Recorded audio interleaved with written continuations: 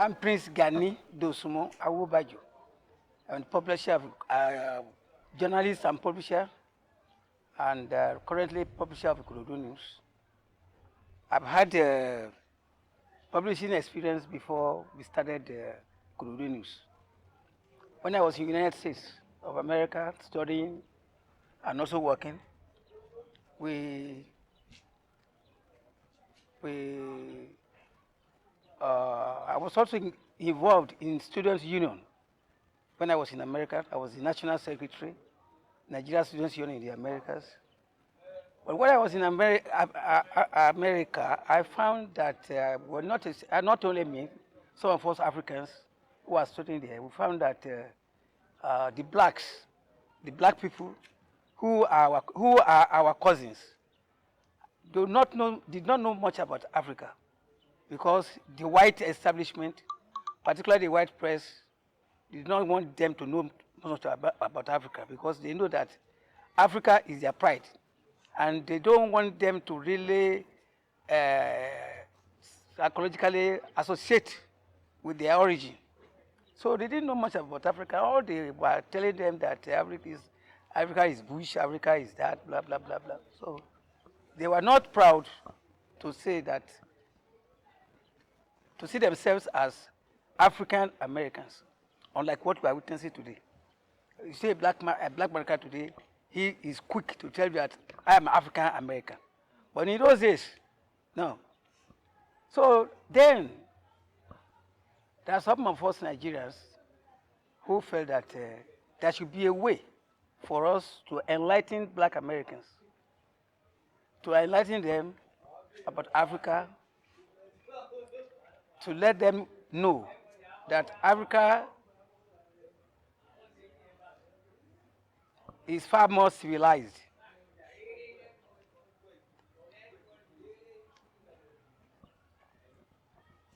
So Africa is far more civilized than Europeans, I mean the white Americans wanted them to know.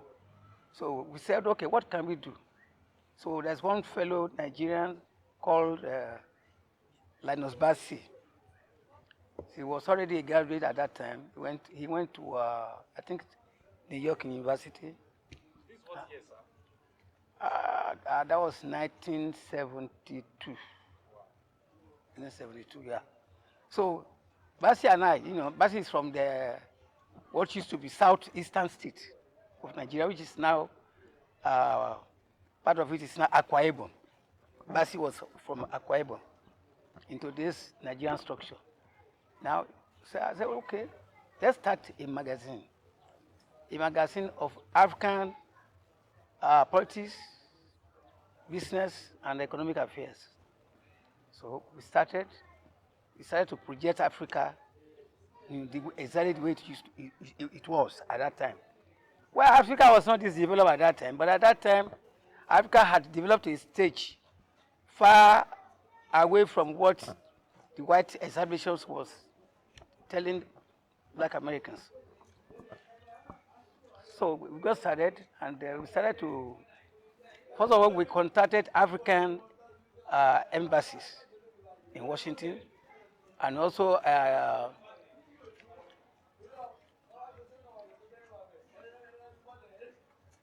African embassies in Washington, and also our what is it, United Nations. Nigerian African ambassadors to the United Nations. United Nations headquarters is based in New York, and so we live in New York, and that made it easier for us to really make contacts with Africa. Now, and we started the magazine in New York. We call it African Progress Magazine. So we started well. We got the backing of African ambassadors to the United Nations. We also had the support of some eminent black Americans who were really happy at what we started to do. That we started a magazine that will enlighten the black people, that will make them feel proud of Africa, that will make them see Africa in good light, in the light that they'll be proud of. So we started well. We are doing, as I said, we are getting support here and there. It was a monthly magazine. So, and also we explore the possibility of American companies operating in Nigeria. Many of them are headquartered in New York City.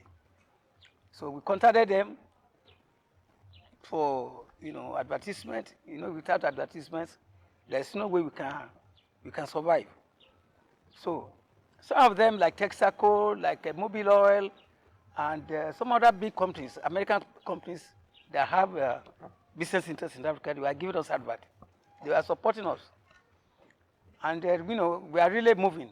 We started to have distribution outlets across the US, particularly in New York City, New Jersey, Washington, DC, Maryland, and all down till Atlanta, Georgia.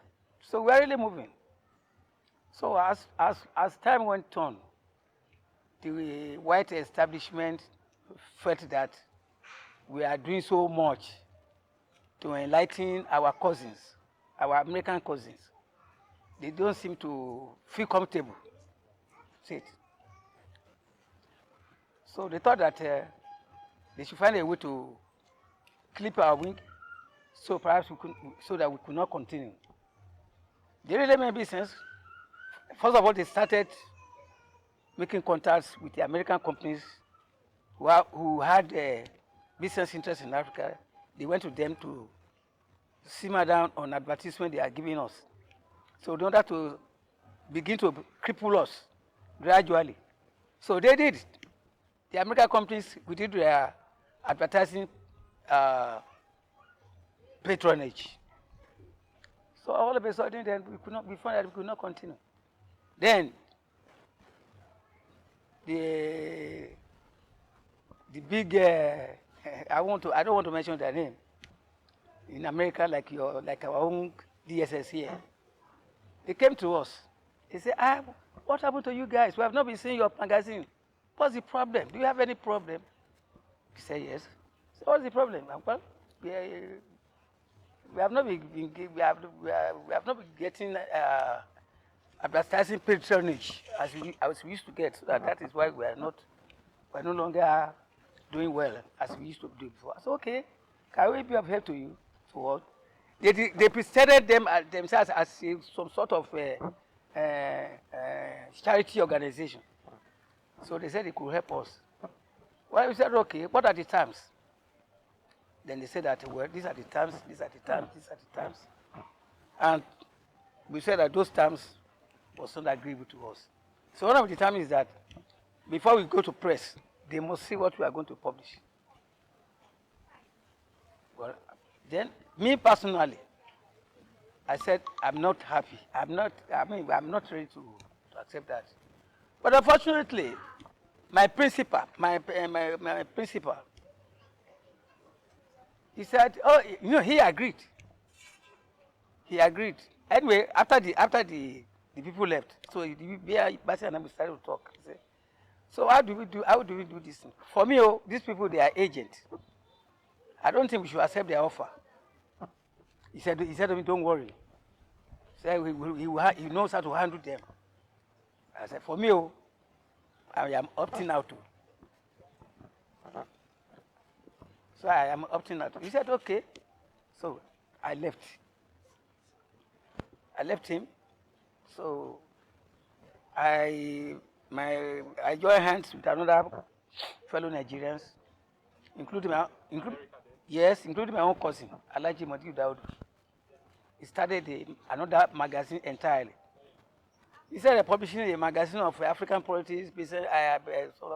We started a magazine, a business magazine. We call it African Business Review. African Business Review. So we thought that we should use the magazine to connect American companies with business people in Africa. So we started that, and that too we are doing well. We have moved out of politics. You don't want to go to politics. I thought that we have done enough with African Progress magazine to enlighten our American causes, and we have done well at that. So this one is African Business Review, and it was okay. We are doing well until I returned to Nigeria. So when we returned to Nigeria, we continued the African Business Review, published in Nigeria. So when did you actually come back to Nigeria? What year did you actually come back? Well, I came back to Nigeria in 1976.